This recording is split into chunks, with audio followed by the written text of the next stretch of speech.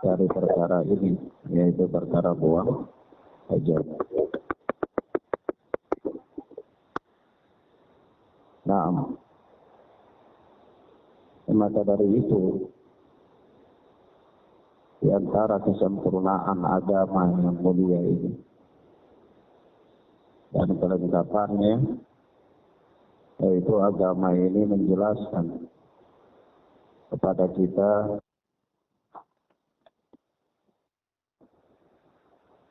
adab-adab buang hajat ini. Nah, di antara adab-adabnya, yang pertama,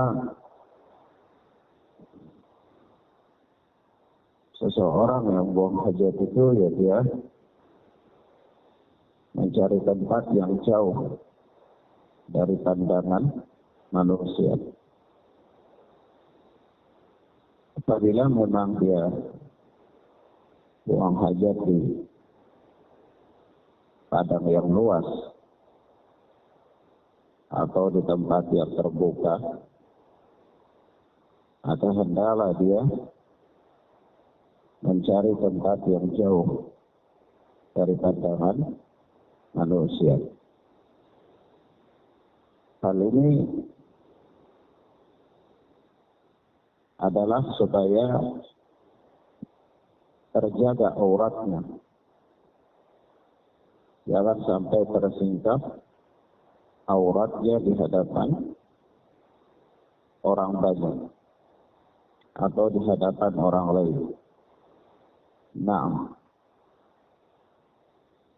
sebagaimana hal ini datang dalam beberapa riwayat,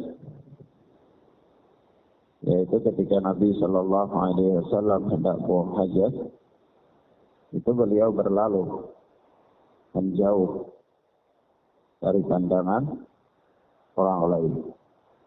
Nah, ini apabila di tempat yang terbuka. Namun jika sekiranya di tempat yang tertutup, seperti WC, toilet, dan seterusnya, maka ini sudah cukup. Sudah cukup karena maksud dari menjaga auratnya itu sudah terpenuhi ketika dia buang hajat di dalam toilet atau kamar mandi, yakni WC. Nah. Yang kedua, mencari sesuatu yang dapat dijadikan sebagai penutup. Ya tentu ini kalau di ruang terbuka. Jadi apakah pohon, apakah dinding, atau di balik batu besar, atau yang semisal. Ya di tempat atau sesuatu yang dapat dijadikan sebagai penutup untuk melindungi diri. Nah, ya untuk terjaga auratnya.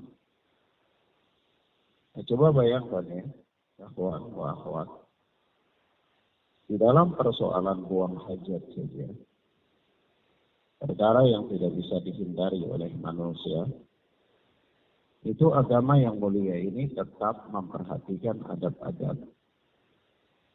Sampai perkara aurat pun masih dibicarakan ketika seorang itu buang hajat.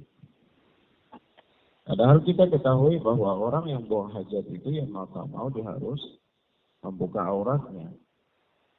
Tetapi masih diperhatikan bahwa jangan sampai auratnya itu terlihat. Tapi aneh, manusia di zaman modern ini, mereka baru belajar telanjang. Sehingga dalam keseharian mereka pun mereka berpakaian tetapi hakikatnya telanjang. Padahal dalam keadaan yang lebih pantas bagi mereka untuk menutup auratnya. Kita lihat wanita-wanita di zaman sekarang. Mereka bagaimana dalam berpakaian. Nah, Maka ikhwan fillah azza Allah wa iyyakum, suatu persoalan yang menjadi fokus pembahasan di sini adalah dalam kondisi bagaimanapun seseorang itu harus tetap berusaha menjaga auratnya. Harus tetap berusaha menjaga auratnya. Apakah lelaki, lebih-lebih lagi wanita. Maka jangan sampai ya dia tidak punya rasa malu sehingga auratnya disingkap menjadi konsumsi publik, sampai-sampai ya kalau secara manual saja kurang modern, akhirnya menyingkap aurat itu caranya sudah menggunakan teknologi, TikTok, ya, FB, ya, dan seterusnya. Ini manual, ini sudah beralih dari cara manual. Ya, kalau cara manual kan orang pakai pakaian ya, mondar mandir, cuma sedikit saja orang yang melihat. Maka dia menggunakan cara yang lebih modern, yang menggunakan teknologi, media sosial, dan seterusnya. Ya, ini memang karena telah hilang rasa malu. Telah hilang rasa malu dari dirinya. Dan dari itu datang dalam sebuah hadis, kalau engkau tidak punya malu, maka silahkan lakukan sesuka engkau. Nah, memang malu itu layak illa li khair. Malu itu tidak datang kecuali bersama dengannya kebaikan. Maka dalam tingkatan memelihara aurat ini ya, sangat berkaitan erat dengan seorang itu punya rasa malu. Ya, kalau orang tidak punya rasa malu ya biasa aja. Mau telanjang, mau apa ya biasa saja. Hilang rasa malu. Tapi kalau orang punya rasa malu, maka tentu ya dia semakin ketat untuk menjaga auratnya. Baik. Kemudian yang berikut, memilih tempat yang layak untuk buang hajat. Memilih tempat yang layak. Jadi kalau misalnya dia buang air kecil, ya tempat yang layak. Kalau di toilet, ya itu lebih layak. Kalau di luar daripada itu, ya tempat yang layak, artinya jangan sampai percikan-percikan najis itu terkena pakaiannya, terkena kakinya, atau terkena celananya. Ya, karena ini bisa mendatangkan azab kubur. Bisa mendatangkan apa? Azab kubur. Orang yang ketika buang hajat lalu dia tidak memperhatikannya, yaitu buang air kecil. Maka tempat yang layak sangat menunjang. Tempat yang layak sangat menunjang. Ya, termasuk di antara tempat yang layak ini, ya sebahagian para fuqaha mengatakan tidak boleh di lubang yang ada pada tanah. Memang ada hadis dalam hal ini, tapi hadisnya tidak sahih. Namun di antaranya adalah merupakan pendapat para fuqaha. Lubang yang ada pada tanah, misalnya di tanah ada lubang, ya jangan buang hajat di situ. Jangan kencing di situ. Ya ini perkara adab saja. Ya, barangkali di dalam lubang itu ada ular, ya, atau ada kalajengking. Pas antum buang hajat, ularnya keluar patok, ya repot. Ya, nah, maka di situ dilarang. Ya. Nah, jadi bingung nanti akhirnya nggak bisa bedakan. Maka dari itu apa? Nah, itu juga termasuk dilarang oleh para fuqaha. Termasuk juga ini persoalan memilih tempat ya, tempat yang layak. Jangan sembarangan tempat. jalan-jalan masa buang air kecil langsung saja berdiri di situ. Ya, tidak boleh. Harus cari tempat yang lain. Jangan di terminal-terminal di belakang mobil-mobil kencing di situ.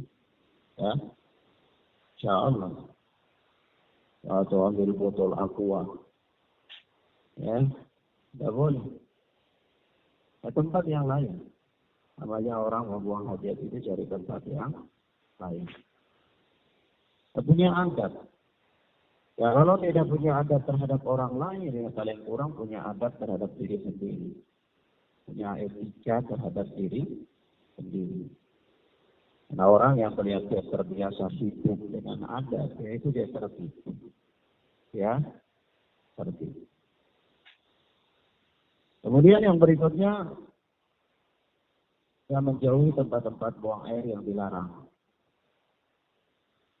Menjauhi tempat-tempat buang air yang dilarang. Di antara tempat-tempat buang air yang dilarang itu seperti jalan raya atau jalan yang dijadikan lalu lalang oleh orang. Ya. Jalan-jalan ke kebun misalnya, jangan antum BAB di situ. Ya. Orang pulang dari kebun itu berat-berat mau taruh kaki, ini ada apa? Ya. Ya, jadi masalah. Ada orang yang nakal, memang kayak gitu. Memang. Ada orang nakal, memang. Sengaja kadang-kadang. Maka nggak boleh. Ya. Begitu pula di tempat-tempat berteduh. Misalnya di suatu perjalanan, terus di situ ada rimbun pohon, ada orang tempat istirahat, ya jangan BAB di situ. Mengganggu orang lain ketika nanti mereka istirahat di situ. Atau di bawah-bawah pohon durian. Tidak boleh. Orang mau cari durian, bingung mana durian, mana pohon. Ya. Apalagi kalau malam. Ya. Maka ini jangan. Ya ini tempat-tempat yang memang dilarang. Secara etika pun dilarang. Nah begitu juga seperti di air yang tergenang. Air yang tergenang tidak mengalir. Nah itu dapat mencemarkan air tersebut. Ya. Nah, atau di pinggir-pinggir kali. Tidak boleh. Kenapa tidak boleh? Karena biasanya kali besar itu orang pakai itu aktivitas kehidupan mereka, ada mencuci, ada ambil air minum, ada macam-macam. Nah, kalau antum mencemari lingkungan itu dengan kotoran, ya, jadi repot orang di situ. Ya, jadi orang mau pukul satu di situ bikin boti, bingung. Mau bikin di mana? Semuanya penuh dengan kotoran. Maka ini juga termasuk tempat-tempat yang dilarang. Nah, bahkan telah datang dalam beberapa hadis Rasulullah Sallallahu Alaihi Wasallam laknat tentang hal tersebut. Ya, di antaranya kata Rasulullah dalam sabda beliau yang diriwayatkan oleh Imam Abu Daud dan Ibnu Majah dari sahabat Mu'adz bin Jabal. Rasulullah bersabda, "Ittaqul mala'ina salasa." Hindarilah oleh kalian 3 tempat yang dapat mendatangkan laknat. Hindarilah oleh kalian 3 tempat yang dapat mendatangkan laknat. Yaitu al-barazu fil mawarid wa qari'atit thariq wa dhilli. Yaitu buang hajat di saluran air atau di tengah jalan atau di tempat berteduh orang-orang. Nah, ini mendatangkan laknat. Tempat-tempat yang mendatangkan laknat. Nah, kemudian yang berikutnya tidak membawa masuk ke dalam WC sesuatu yang di dalamnya terdapat nama Allah. Ya, boleh pakai tulisan topi tulis la ilaha illallah masuk kamar mandi BAB. Ya. Atau baju ada tulis la ilaha illallah masuk kamar mandi, BAB, tidak boleh. Makanya dari itu para ulama melarang menuliskan kalimat tauhid atau ayat-ayat Allah atau nama-nama Allah atau zikir-zikir di topi-topi dan di baju-baju itu dilarang. Sampai menjadikannya sebagai kaligrafi pun itu dilarang. Karena nanti banyak kerusakan yang terjadi berkaitan dengannya.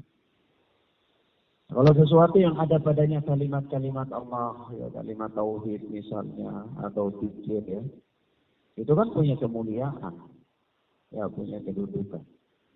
Tapi kalau misalnya nanti antum masuk ke dengannya ke dalam kamar mandi, atau begitu antum cuci pakaian itu dibuang di situ bersama dengan pakaian bayi yang penuh dengan kotoran, misalnya bercampur di sana kalimat-kalimat Allah, zikir dengan kotoran dan seterusnya. Nah, ini tidak boleh. Maka tidak boleh, dilarang oleh para ulama. Bahkan topi-topi yang bertuliskan la ilaha illallah. La ilaha illallah itu bukan bahan pajangan, bukan jadi hiasan. Tetapi la ilaha illallah itu ada dalam keyakinan seseorang. Ucapan dengan lisan, keyakinan dengan hati, lalu mengaplikasikannya di dalam kehidupannya. Percuma saja antum tulis di topi itu la ilaha illallah 1000 kali, tapi kemudian video mata, ya, mawe, tidak ada guna. Tulisan la ilaha illallah 1000 kali itu tidak ada guna. Atau tulis besar-besar ayat kursi di belakang baju, tetapi datang ke sana di manusia sana ambil batu atalai. Ya, ada guna itu. Tulis ayat kursi besar-besar di belakang baju itu tidak ada guna. Oleh sebab itu bukan pajangan ya. Ayat-ayat Al-Quran itu bukan pajangan, bukan hiasan. Kalimat-kalimat yang menyangkut zikir kepada Allah itu juga bukan pajangan, bukan hiasan. Maka dari itu kalau memang ada tertulis pada satu lembaran kertas atau pada satu lembaran pakaian, ya bahkan tidak boleh masuk ke kamar mandi membawanya. Maka dari itu kalau tulis doa, ada orang kan tulis doa masuk kamar mandi dan keluar kamar mandi itu. Kalau doa keluar kamar mandi dia tempel dari dalam pintu kamar mandi, ini dilarang. Karena ini bagian dalam daripada kamar mandi. Kalau dia tempel di luar ya tidak ada masalah aja. Barangkali untuk orang masuk itu mau tidak hafal dia baca misalnya. Ya. Nah ini adab terhadap hal-hal yang ada padanya di Qur'an. Begitu pula tidak boleh masuk ke dalam kamar mandi bawa HP yang nada derinya adalah ayat-ayat Al-Quran atau adzan. Begitu antum ada PAD, Allahu Akbar, repot. Ya. Di dalam ternyata orang telepon. Ya. Atau begitu antum ada di kamar mandi tiba-tiba ada ngaji gitu kan. Ini boleh dilarang oleh para ulama. Nah, Ustaz saya punya mushaf ada Al-Quran, tapi saya di bandara atau di terminal. Kalau saya taruh di luar itu nanti takut ya keluar dari kamar mandi sudah hilang. Apakah boleh saya masuk ke dalam kamar mandi dengannya? Maka para ulama mengatakan boleh, tetapi dia harus tertutup, yaitu di dalam tas. Kalau dalam tas ditutup, boleh. Jadi termasuk perkara yang dimaafkan. Ya.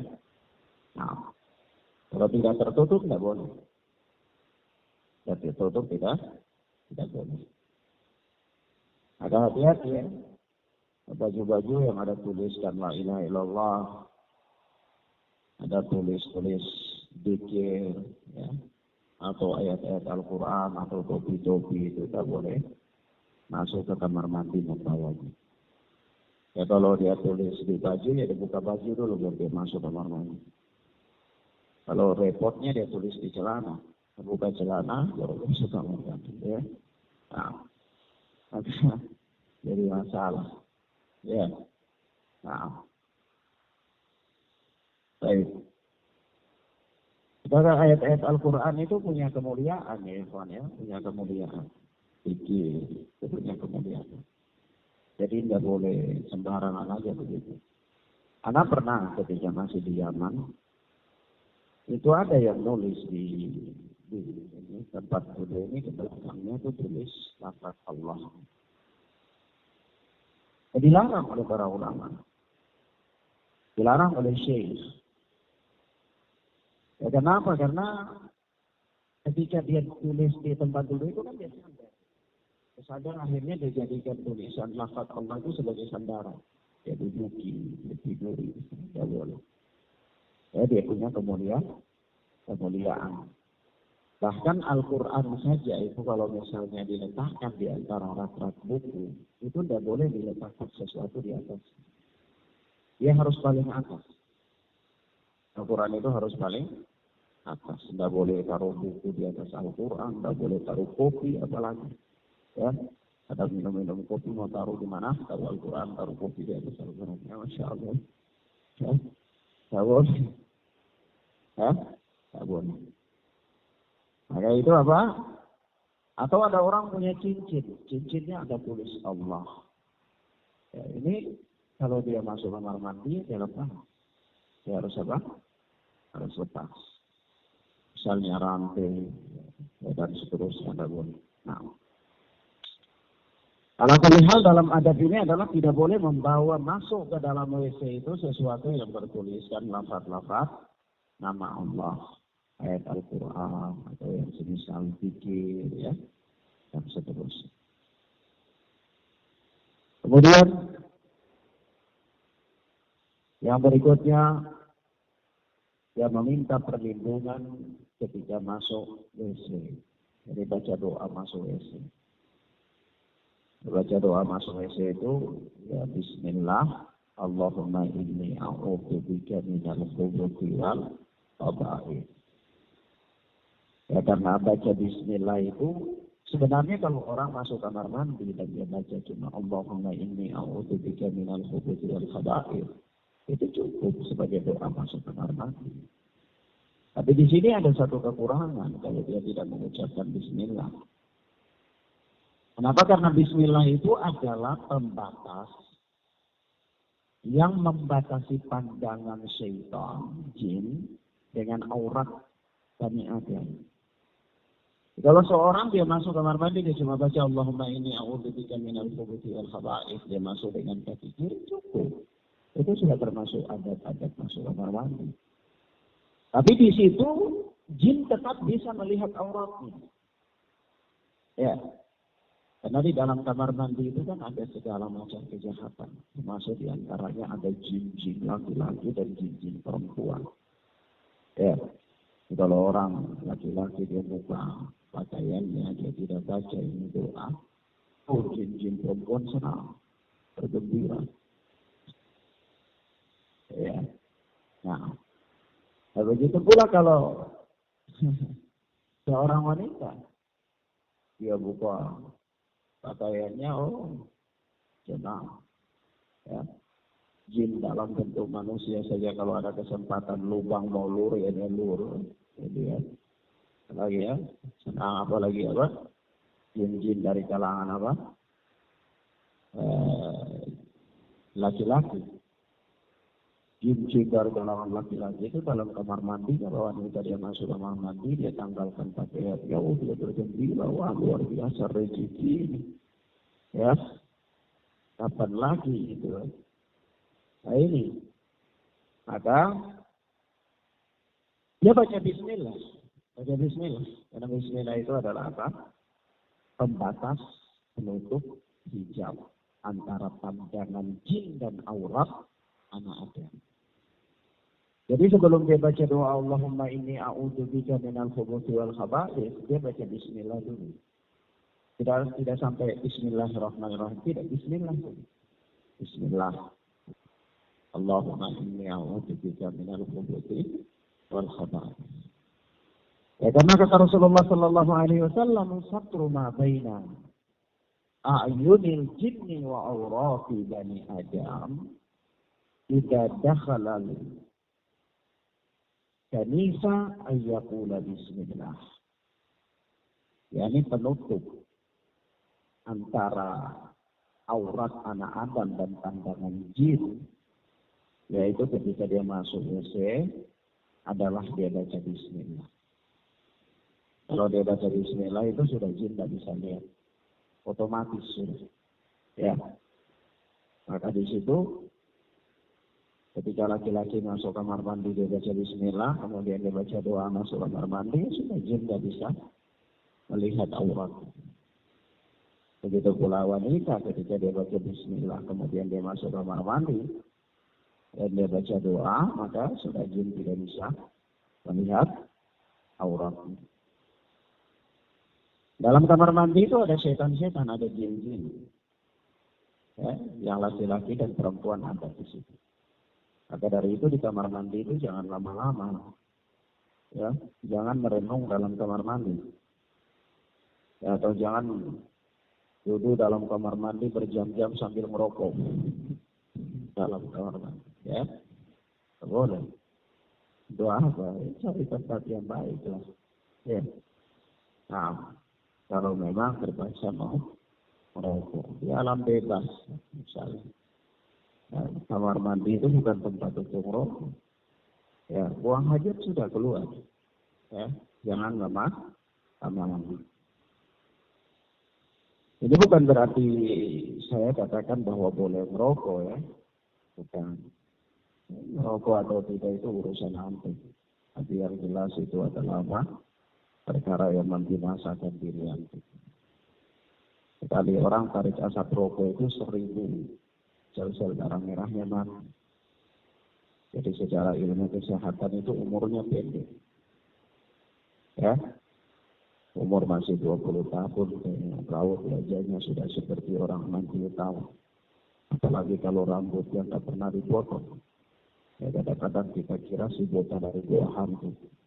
Ya. Nah, maka apa? Apalagi ya, orang kalau masih bujang penampilan kayak gini kan wanita juga jadi ada kurang keren. Ya. Mau melamar juga susah, cari-cari, tolak, akhirnya tidak dapat. Ya, karena sendiri nggak bisa ngatur penampilan, Karena ada yang mau dikasih asap rokok terus setiap hari kan kasihan. Wanitanya bisa batu-batu. Ya, nah.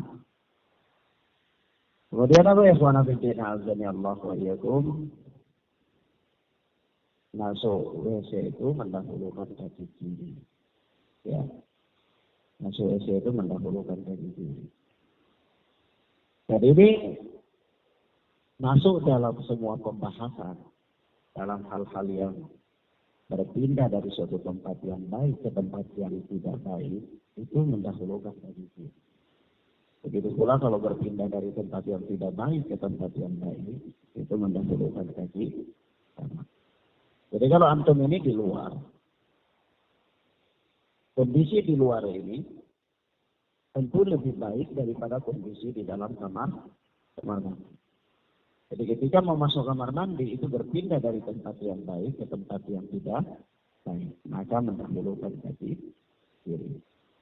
Nah, ketika keluar dari kamar mandi itu berpindah dari tempat yang tidak baik ke tempat yang baik, maka dahulukan kaki kanan. Begitu kebalikan ketika masuk masjid. Kalau tempat sebaik-baiknya tempat itu kan masjid. Kalau antum di luar, antum berada di lokasi yang tidak lebih utama dari masjid. Jadi begitu masuk masjid berarti antum berpindah dari tempat yang kurang baik kepada tempat yang lebih baik. Maka mendahulukan kaki kanan. Begitu keluar dari masjid, itu berpindah dari tempat yang paling baik ke tempat yang kurang baik, maka mendahulukan kaki kiri. Ya, kalau ditanya keluar rumah itu mendahulukan kaki apa? Ya, kaki kanan atau kaki kiri? Nah, ini kembali persoalan. Ya, kalau posisi rumah dengan posisi luar, mana yang lebih utama? posisi rumah itu lebih utama, maka antum keluar itu berarti berpindah ke tempat yang tidak lebih utama, maka dengan kaki kiri, ya. Oh bukan Ustaz, kalau kita mau perang itu kan kaki kanan, nah itu urusan lain, ya, urusan lain, mau perang mau apa itu urusan lain, tidak ada pembahasannya. Ya dulu juga sahabat mau pergi perang itu Rasulullah nggak bilang mereka harus kaki kanan langkah 5 kali, mundur ke kanan 3 kali, ya. Ada Rasulullah ajarkan Abu Bakar begitu, tidak ada ajarkan Umar begitu, tidak ada. Ajarkan bahkan orang yang paling sakti di medan perang tidak pernah kalah, Khalid bin Walid radhiyallahu ta'ala. Khalid bin Walid itu setiap peperangan tidak pernah kalah. Ya, dan peperangannya itu bukan 1 tahun 1 kali. Ya, hari-harinya Khalid bin Walid itu diisi dengan peperangan. Sampai-sampai kadang-kadang dia lagi berperang di Irak, itu sudah ada perintah untuk dia harus berpergi ke Syam. Jadi dari Irak ke Syam itu perjalanan berbulan-bulan. Padahal dia di Irak jadi juga sedang perang. Tapi dia diperintah untuk pindah, bawa pasukan perang ke Syam. Biarkan pasukan yang lain tetap perang di Irak. Tapi dia harus berangkat dengan pasukannya berapa orang ke negeri Syam untuk perang juga di sana. Tapi itu pun dia pergi. Dia pergi dari satu medan perang menuju ke medan perang lain, tidak henti-henti, begitu terus. Dalam setiap peperangan tidak pernah kalah. Sampai-sampai suatu ketika, kalau saya tidak salah itu dalam perang Yarmouk.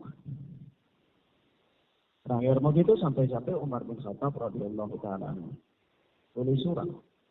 Waktu itu Umar bin Khattab jadi Amirul Mukminin. Jadi beliau tulis surat supaya panglima perang itu diganti kepada Abu Ubaidah bin Jarrah. Jangan Khalid bin Walid. Tapi ini pasukan muslimin, begitu surat itu sampai, ini pasukan muslimin sedang berhadapan dengan pasukan kufar. Dan ketika itu pasukan muslimin sangat mempercayakan Khalid bin Walid. Ya, sebagai pasukan, sebagai panglima. Karena apa? Keahlian dia dalam bertempur dan seterusnya. Jadi moral mereka itu tinggi ketika mereka dipimpin oleh Khalid bin Walid radhiyallahu ta'ala. Tapi begitu sedang berhadap-hadapan, surat perintah dari Amirul Mukminin itu sampai bahwa Khalid bin Walid tidak boleh jadi panglima. Panglima digantikan dengan Abu Ubaidah bin Jarrah. Dan surat itu begitu sampai di kanan Abu Ubaidah bin Jarrah yang waktu itu juga sama-sama sedang berada di barisan paling terdepan dengan Khalid bin Walid. Lalu disampaikan kepada Khalid bin Walid, maka Khalid bin Walid kan dengan senang hati untuk turun dari kepemimpinannya sebagai panglima ketika itu diganti dengan Abu Ubaidah. Tetapi apa kata Abu Ubaidah? Berita ini jangan disebarkan kepada kaum muslimin. Biar saja kita yang tahu. Pasukan-pasukan ini tidak perlu tahu. Nanti selesai perang baru kita kasih tahu mereka. Jangan kasih tahu sekarang. Nanti moral mereka, ya. Strategi perang itu, jangan kasih tahu mereka nanti moral mereka. Biarlah mereka berperang dalam keadaan meyakini dan mengetahui bahwa mereka masih dipimpin oleh Khalid bin Walid. Tapi ketika Khalid bin Walid turun dari tahta, dari kepemimpinannya sebagai panglima itu, semangatnya dalam berperang itu tidak pernah turun. Sama persis ketika dia masih jadi panglima. Coba aku bayangkan. Keikhlasannya luar biasa ya. Kalau kita begitu disuruh turun, perang sendiri saja mau pulang. Ya, emang gitu. Ya. Tapi Khalid bin Walid itu. Jadi dia disuruh turun, ya turun, tetapi tetap semangat tempurnya seperti semula. Karena memang mereka bukan berperang, itu bukan untuk mencari jadi panglima dan bukan jadi panglima. Mereka berperang itu semata-mata untuk li'ila'i kalimatillah, untuk meninggikan kalimat Allah. Apakah dia jadi pasukan, apakah dia jadi panglima, apakah dia jadi wakil panglima, ala kulli hal, ketika dia berada di medan perang, itu tujuan dia hanyalah untuk meninggikan kalimat Allah. Jadi panglima dan bukan jadi panglima, tidak ada urusan. Ya. Tapi kalau kita di sini mau perang, tapi kalau jadi panglima, kalau tidak jadi panglima tidak mau. Tidak ada orang begitu. Ya. Ada orang juga Kalau perang lagi berkecamuk, ya itu dia biar jadi anak buah. Nanti kalau sudah damai ya baru dia panglima. Ya, ada juga ya, gitu. Jadi manusia ini macam-macam. Ya. Maka di sini ikhwan fillah Allah wa iyyakum. Nah, begitu apa namanya? Para sahabat ridwanullahi alaihim ajma'in. Nah, ketika sahabat-sahabat yang tangguh dalam peperangan ini saja, perang demi perang itu tidak pernah kalah. Khalid bin Walid radhiyallahu ta'ala anhu. Itu ketika mau perang Rasulullah nggak ngajari dia maju satu langkah, mundur dua langkah, kemudian baru lompat, nise misalnya, nggak ada. Rasulullah nggak ajar. Ya, Rasulullah Sallallahu Alaihi Wasallam nggak ajari ini. Sakti mana? Sakti mana dengan Khalid bin Walid? Ya Khalid bin Walid sakti. Ya, dalam peperangan nggak pernah kalah. Dan peperangan di zaman itu bukan kayak kita. Peperangan di zaman itu apa? Perangnya itu sebelum pasukan perang itu maju sama-sama, itu duel dulu. Ini pasukan musuh, ini pasukan muslimin. Sebelum perang, dari yang jago dari kalian siapa? Lawan saya. Gitu. Duel dulu. Ya. Nah ini pendekar-pendekar. Bukan kayak kita. Ya, pendekarnya cuma ada dalam cerita. Kalau damai ya cerita pendekar bagus. Tapi begitu sudah keadaan tidak damai, pendekarnya hilang. Ya, anak sangat ingat dulu di kota Ambon itu, sebelum 99 ya, 19 Januari 99 itu, ketika peristiwa ya, terjadinya perang antara muslimin dan kufar di kota Ambon. Itu sebelum itu tuh di mana-mana perguruan-perguruan silat. Hari-hari kita lihat di jalan perguruan silat, perguruan karate, perguruan taekwondo, hari-hari latihannya di lapangan, di jalan raya, di masjid, al-fatah, macam. Tapi begitu kerusuhan, simpai-simpainya mulai hilang. Ya, tidak ada simpai-simpai. Yang sudah damai baru simpai-simpainya muncul, sabuk putih, sabuk hitam, sabuk kuning. Ya. Tapi waktu kondisi peperangan hilang simpainya, tidak tahu kemana. Ya. Nah ini, begitu pula ya, di masyarakat ini kan ada mitos-mitos. Cerita-cerita aja gitu. Orang batik itu bisa curi orang. Ya, bisa ambil orang bawa pergi. Bisa tiba-tiba cekik orang mati. Tapi waktu kerusuhan mereka nggak cekik orang. Padahal kita sangat butuh bantuan mereka untuk cekik para kufar. Ya. Cekik para kufar mati semua tiba-tiba mati gitu kan kita jadi menang tanpa perang. Ya. Tapi tidak ada. Itu ada dalam cerita dongeng ketika damai. Ketika apa? Damai. Nanti kalau rusuh kita butuh mereka nggak ada. Nggak ada. Saya sangat ingat suatu ketika ada suatu pasukan datang dari geser saja di Masjid Jami, dikir sampai lompat-lompat dari tempat duduk. Begitu maju mati semua, ditembak sama Marini. Jadi apa? Memang apa ya kawan fillah radhiyallahu anhu. Para sahabat yang luar biasa itu saja, ya, luar biasa. Jago-jago perang. Itu Khalid bin Walid. Itu dalam satu peperangan itu sampai pedangnya itu 3 patah. 3 patah pedangnya. Saling tebas, patah, ganti lagi itu sahabat-sahabat. Ya.